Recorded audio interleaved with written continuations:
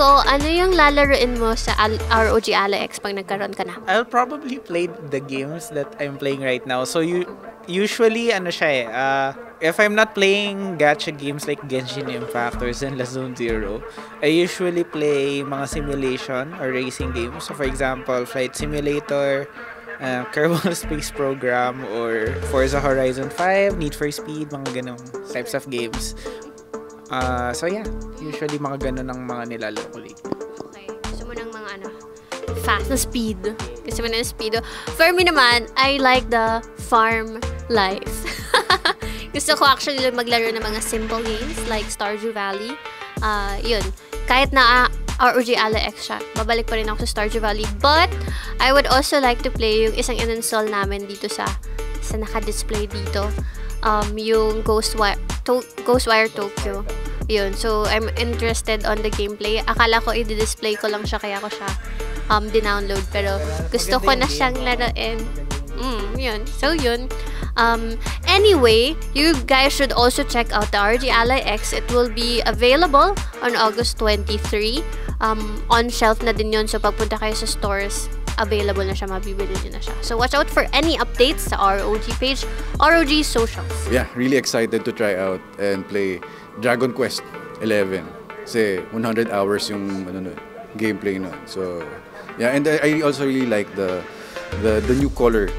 I like the distinction of the original white color variant, but admittedly, it's not too practical kasi syempre, as gamers, medyo dumihin sa atin yun. So, I'm excited to play Skyrim for like probably the 12th time.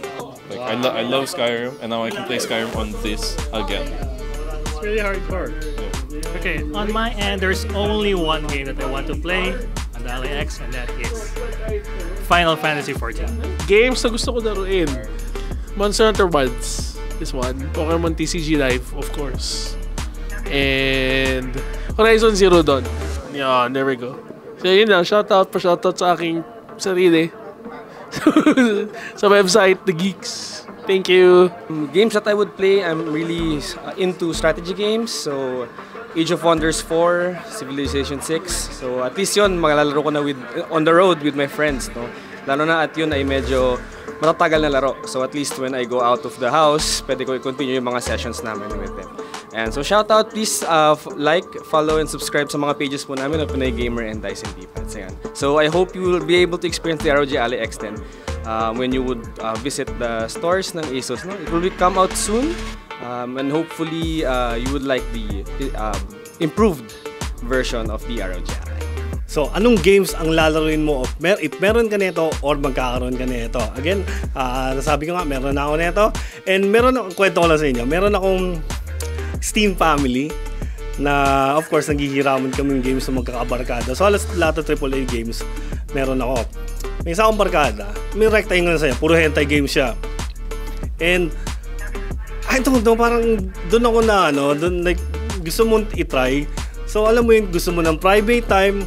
Again, sinabi ko, itatry ko So, at least pwede akong tumalikod para malaro yun. So, there's that. So, hindi na ako makipagplastikan sa inyo. That is an option. Pero of course, this is a handheld, It's a handheld device. So, ito yung maseryosong sagot. Anything na console-based, kumari, Horizon Forbidden West. Gustong-gusto ko yung laro na yun. I really love the game. I really love the way they design, lalo na yung bagong version, yung Forbidden West. And it's something na it translates well sa PC. So that's one of the best games that I think really translates well dito. And it's a game that I think I've spent 250 hours sa PS5. Sa PC, I haven't played much kasi nga sabi like naspag na ako dun sa sa PC. So, ay sa PS5. So, I haven't played much sa PC. And then, the other game I think ito, like, let's just say ito yung second option ko. Yung third option natin is again yung unang binanggit ko. And second option I think of course yung mga time waster na games like 10 Second Ninja yata yun. mga indie games. I really love those games na 2D, simpleng animation, simpleng graphics, na appreciate yun. So yeah, there's that. And what I am excited for, the new game is the unreleased GTA 6. I want to shout out my friends and my ASUS co-workers. So guys, pag lumabas na siya sa store, huwag nyo kalimutan to check this out. The new ROG Ally X.